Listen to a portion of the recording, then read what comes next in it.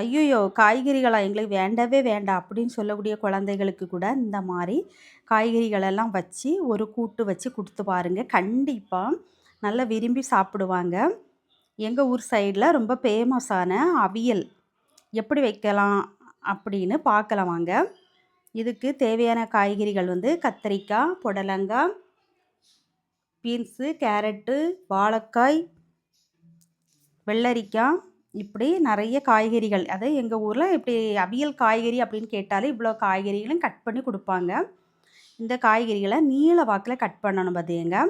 இந்த மாரி நீளமா கட் பண்ணி எடுத்து வச்சுக்கிட்டு, ஒரு பல்லாரி காரத்துக்கு தேவையான அளவு பச்சை மிளகாயும் நம்ம கட் பண்ணி வச்சுக்கலாம்.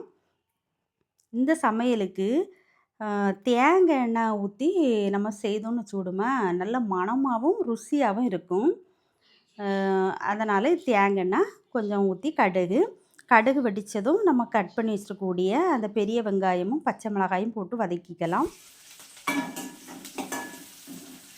இது கூட கருவேப்பிலை, அப்புறம் வந்து நம்ம கட் பண்ணி வச்சுக்கூடிய இந்த காய்கறிகளையும் நம்ம இதோட மிக்ஸ் பண்ணிக்கலாம்.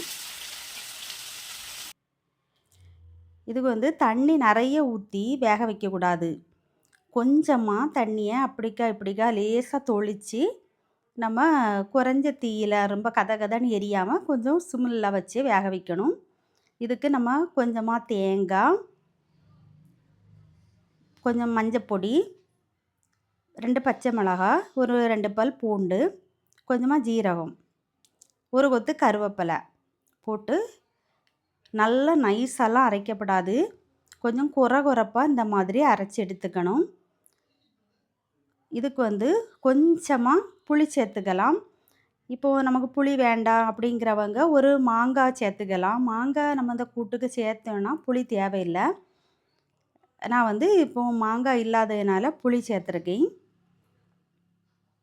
அதுவும் அதிகமா கரைக்கக்கூடாது. ரொம்ப புளிச்சிரும் பாத்துக்கங்க. லேசா தான் புளி கரைக்கணும்.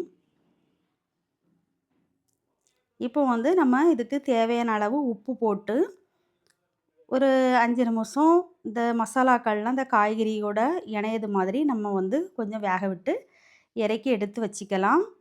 ஆ உண்மைக்கு இந்த காய்கறிகளே வேண்டாம் அப்படி சொல்லக்கூடிய பசங்க கூட நல்லா விரும்பி சாப்பிடுவாங்க. இந்த கூட்டுக்கு தக்காளி ரசம், மிளகு ரசம் நல்ல காம்பினேஷன். நீங்களும் ட்ரை பண்ணி பாருங்க. பிடிச்சிருந்தவங்க லைக் பண்ணி கமெண்ட் பண்ணுங்க.